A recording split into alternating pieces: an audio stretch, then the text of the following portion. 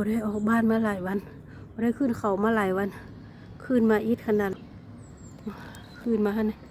ขึ้นเขาหันมาแล้วก็โก้งนี่นะเนี่ยโก้งนี่นะว่าหมู่บ้านนี่ลุ่มบุญนะหมู่บ้านเขาอยู่ลุ่มแต่วันนั้นเขาไปเดินปุ้นน่ะมันก็